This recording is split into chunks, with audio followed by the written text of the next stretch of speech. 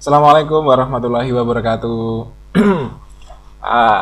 Kembali lagi ke channel Cepat Sarjana. Pada kesempatan kali ini kita akan belajar terkait materi fisika yang baru, yaitu tentang medan magnet. Nah, kemarin kan kita sudah belajar tentang listrik, ada yang namanya medan listrik. Nah, sekarang ada medan magnet. Medan magnet itu medan itu kan berarti kan daerah di sekitar. Kalau misalnya di sini ada medan perang misalnya, ini ada medan perang, di sini. Nah, pasti kan misalnya kalian di sini di tempat A.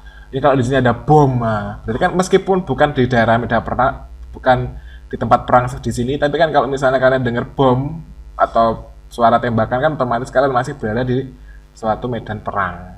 Itu. Jadi kalau medan magnet berarti daerah di sekitar magnet, nah, yang masih terpengaruh oleh imbas dari magnet seperti itu. Oke, lanjut ke rangkuman materinya. Yang pertama yang harus kita pelajari adalah induksi magnetik. Nah, jadi ada induksi magnetik. Induksi itu berarti terinduks itu berarti kesabapan. Kesabapan itu masih terpengaruh. Nah, seperti itu. Sama dengan seperti yang saya jelaskan tadi. Jadi medan magnet itu yang berada di sekitar kawat berarus listrik itu dinamakan induksi magnetik. Jadi kalau misalnya di sini ada kawat, ini ada kawat ya, saya beri arus I, berarti kan ini kan ada kawat yang dialiri listrik, otomatis kan dia akan ada induksi, ada yang lebih gampangnya seperti ini. Kalau misalnya saya membuat magnet pada waktu kalian SD, itu kan kalau misalnya ada paku dililitin arus listrik, kemudian paku besar, terus di bawahnya ada paku-paku kecil. Nah, ini kan berarti kan dia akan terinduksi kan. Nah, jadi dia akan menginduksi. Ini juga kawat paku besarnya ini akan menginduksi menjadi magnet seperti itu. Jadi dia kayak terkena imbasnya. Itu adalah definisinya. Kalau singkatnya seperti ini, besaran yang menyatakan medan magnet. Nah, besaran yang menyatakan medan magnet di sekitar kawat berarus. Besaran yang menunjukkan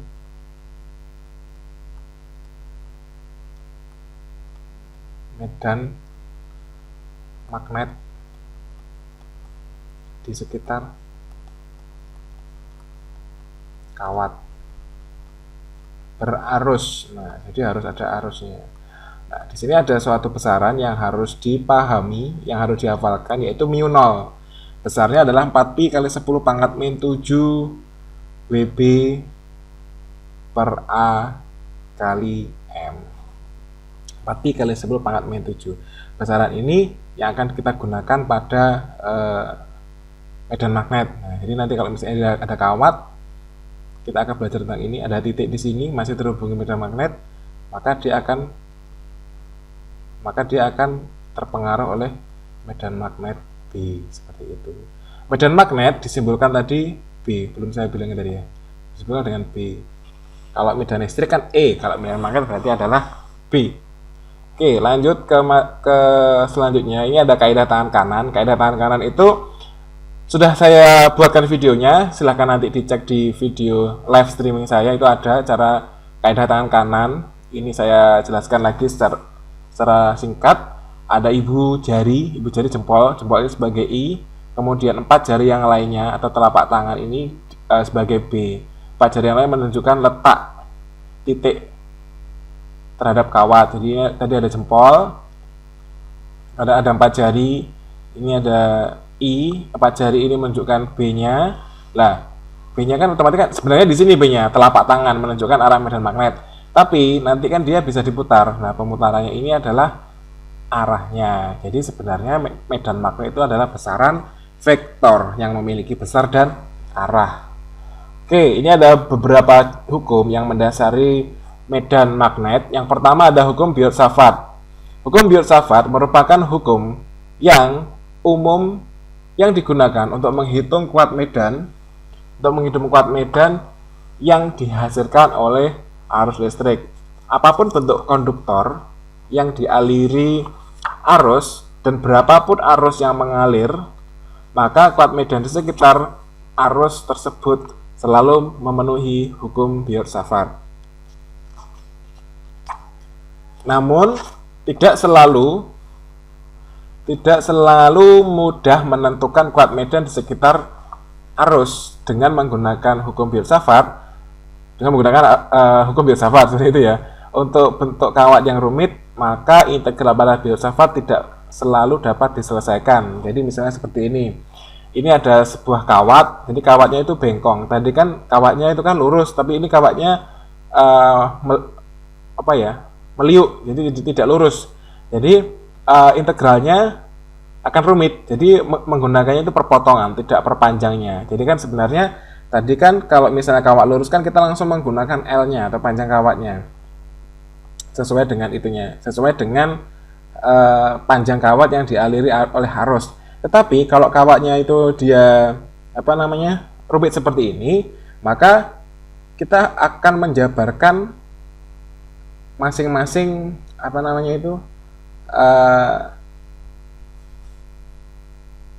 poin B-nya, letak B-nya. Ada di sini ada B out, ada B in, ada arah medan magnet yang keluar, ada arah medan magnet yang masuk. Kalau misalnya di sini ada kawat kan tadi, jadi kita ambil kecil. Kalau misalnya sebelah sini kan otomatis dia masuk, kalau sebelah sini berarti kan dia keluar, seperti yang saya jelaskan di video sebelumnya. Kemudian untuk persamaan dari Biot-Savart itu seperti ini. Jadi besarnya turunan, karena kan kita mengambilnya per bagian kecil, tidak bisa per bagian besar. Jadi dia dalam bentuk turunan. Besarnya turunan medan magnet dB sama dengan K kali I D sin theta per R kuadrat. Nah, besarnya konstanta itu adalah mu 0 4 pi R kuadrat kali I arus kali D sin theta. Seperti itu. Itu adalah nilai untuk persamaan Biot-Savart. Nah, D itu adalah atau R atau adalah jaraknya, panjangnya, kemudian sin tetanya itu kalau misalnya dari dB-nya itu ini ds-nya, berarti kan tetanya itu ada di ds. ds itu berarti sin depan per miringnya. Tapi inti dari semua ini hanya sebagai informasi saja seperti itu. Jadi hukum Biot-Savart itu dia digunakan untuk menghitung kuat medan magnet, tapi tetapi terbatas. Tidak semuanya bisa menggunakan hukum Biot-Savart dalam menyelesaikan atau dalam mencari nilai medan magnet seperti itu. Lalu muncullah hukum Ampere. Hukum Ampere itu merupakan persamaan alternatif yang dapat digunakan untuk menghitung medan magnet yang bisa digunakan pada banyak kasus.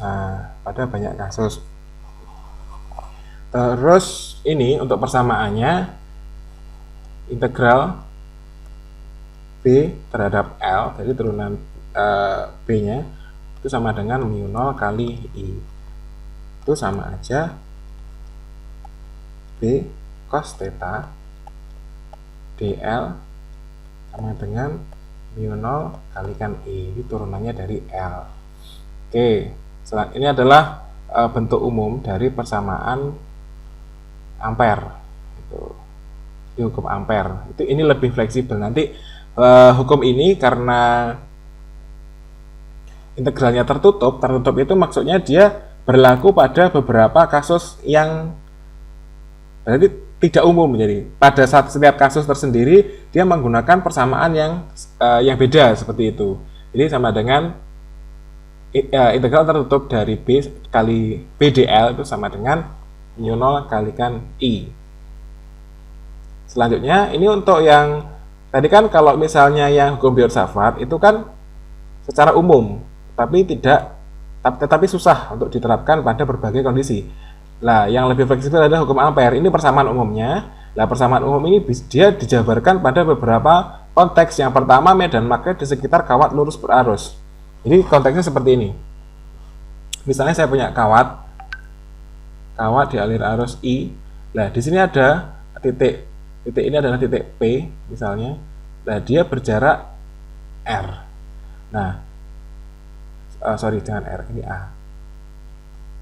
Nah, besarnya kuat medannya B. B itu sama dengan mu 0 dikalikan I per 2 pi kali A. Ini adalah persamaannya. Ini bisa ditulis di sini mu 0 tadi nilainya adalah 4pi kali 10 pangkat min 7, I-nya adalah arus, A-nya adalah jarak antara titik dengan kawat lurus berarus. Ini. Kemudian kalau di sini kita menggunakan R ya di gambar ini ya. Terus kemudian untuk yang kedua, ini adalah kawat medan magnet di sekitar kawat melingkar berjari-jari A. Nah, berarti nilai B-nya berjari-jari A. B itu berarti dia mu 0 kali I kali N. N itu adalah banyaknya lingkaran kali A dikalikan dengan sin pangkat 3 theta. Ini kalau misalnya dia lebih spesifik lagi, jika titiknya ada di pusat, misalnya ini kan tadi untuk di ujung kan ini, di theta di sini. Tapi kalau misalnya untuk lingkaran biasa seperti ini, lingkaran diberi arus, ini seperti ini adalah I, ini adalah titiknya di pusat dengan A, berarti besarnya B itu sama dengan mu 0 I kali N per 2A. Ada pi ya.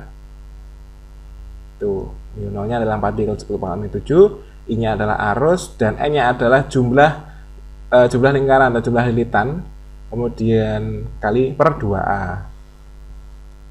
Selanjutnya ada medan magnet pada solenoid. Pada solenoid itu ada dua kejadian, yaitu ada di ujung dan di tengah. Kalau yang di ujung berarti kan dia di sini, di ujung-ujung sini, berarti besarnya B kalau di ujung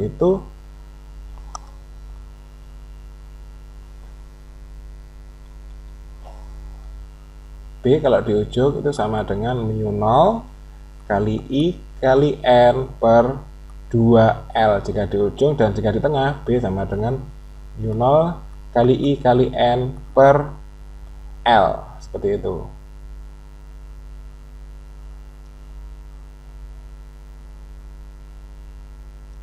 Oke, selanjutnya yang terakhir ada toroid.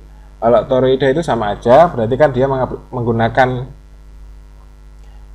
ini ada logam, kemudian dililiti logam melingkar, dililiti oleh kawat, terus kemudian dialiri arus listrik, maka besarnya B di sini, B itu sama dengan mu 0 kali I kali N per 2 pi A. Ini untuk yang toroida. Kemudian ada yang solenoid. Ini yang solenoida di ujung dan di tengah. Kemudian ada medan magnet di sekitar kawat melingkar ini mu 0 IN per 2A. Kemudian ada kawat lurus mu 0 I per 2 pi A. Jadi ada 1, 2, 3, 4, 5, 6. Ada 6 persamaan. Oke, ini kita langsung kepada latihan soal. Nomor 1, seutas kawat dialiri arus I. Misalnya ada kawat, oh ini udah ada gambarnya. Kawat dialiri arus 2 ampere, seperti pada gambar berikut. A. Tentukan kuat medan magnet di titik P. Berarti B di titik P, P kan dia di sebelah sini, P di sebelah sini. Berarti karena kawat lurus, berarti dia mu 0 I per 2 pi A. Mu 0-nya adalah 4pi kali 10 pangkat min 7 kali I-nya adalah 2 dibagi dengan 2pi kali A-nya adalah 2. Berarti kan ini habis, berarti tinggal 2 kali 10 pangkat min 7. Yang B, ini Tesla ya satuannya B. Terus kemudian yang B itu arah medan magnet. Nah, tadi di video yang penggunaan kaidah tangan kanan, kalau misalnya di titik P, berarti kan otomatis jempolnya kita diarahkan ke atas, kemudian B-nya ada di sebelah sini, 4 jari kita ke arah ke sini, kemudian dilingkarkan, maka arah medan magnet di titik P adalah keluar. Oke, sekarang yang C. Yang C sama, berarti kuadrat medan, berarti B Q itu sama dengan μ0 I per 2pi kali A. μ0-nya adalah 4pi kali 10 pangkat min 7 per kali I-nya adalah 2 kali 2pi, A-nya adalah 1. Jadi ini tinggal coret 2, jadi ini adalah 4 kali 10 pangkat min 7 Tesla. Nah, di sini kan dia keluar. Kalau keluar tuh dia simbolnya adalah titik. Sedangkan ini Q untuk yang D, saya terus di atas. D itu dia masuk. Kalau masuk berarti dia adalah X. Berarti ini BQ X, di sini adalah BP titik. Nah, seperti itu. Gampang kan? Terus kemudian yang nomor 2, suatu kawat, ada berapa banyak? Oh, ada 3 kawat, ada 3 soal. Suatu kawat dilengkungkan dengan jari-jari R, berarti R-nya adalah, saya tulis di sebelah sini, R-nya adalah 0,4 meter, dialiri arus seperti ini. Tentukan besar dan arah induksi. Berarti mencari B, B-nya adalah μ0 I kali N. Ini kan lingkaran per 2A. Ini lingkaran. Jadi fokus kita tidak pada kawat tapi pada di sini, karena titiknya kan di sini. Jadi kalau kita menggunakan lurus sini, dia nggak ada efeknya di sini. Tapi kalau ada kawat seperti ini, maka dia akan ada induksinya. Nah, kalau menggunakan garis tangan kanan, ini jempolnya diarahkan ke sana, jempol, kemudian arah 4 jarinya di sebelah P, maka dia akan masuk. Nah, BP-nya adalah masuk. Kita hitung 4pi kali 10 pangkat min 7, I-nya itu adalah 2, N-nya, berapa lingkarannya ini? Ini adalah setengah, berarti 1 per 2 dibagi 2 kali A-nya adalah 0,4. Oke, jadi ini 2 coret, tinggal 2pi. 2pi dibagi 0,4 berarti 20 bagi 4, 5. Berarti jawabannya adalah 5pi kali 10 pangkat min 7 Tesla. Dengan arah induksinya adalah masuk X. Seperti itu. Kemudian yang nomor 3 ini adalah penggabungan. Jadi nanti akan ada medan magnet total. Ini ada dua jenis, yaitu kawat K sama kawat M. Kawat M sama kawat N. Untuk kawat M dulu, kita mencari B-nya. Nah, kan titiknya di sini. Nah, berarti kan dia arusnya jempolnya ke atas, otomatis di sini adalah masuk. Yang di sini ke bawah, jempol ke bawah, berarti ini juga masuk. Kita mencari BM. Nah, berarti μ0 I kali N per 2A. 4pi kali 10 pangkat min 7 kali I-nya adalah 1 kali N-nya adalah setengah per 2 kali A-nya adalah 5 kali 10 pangkat min 2. Berarti ini adalah, ini saya coret, berarti tinggal 2pi. 2pi bagi 2 adalah tinggal pi.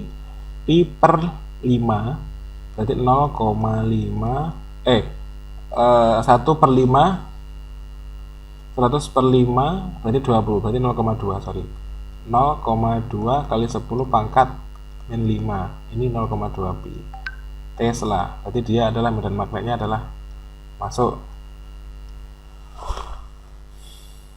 Kemudian ini adalah BN. BN itu sama dengan μ0 I kali N per 2A. μ0 nya adalah 4pi kali 10 pangkat min 7 kali I nya adalah 1 kali N nya adalah, kan nggak ada kan, sorry, ini kan kawat lurus, kalau lurus berarti dia 2pi A.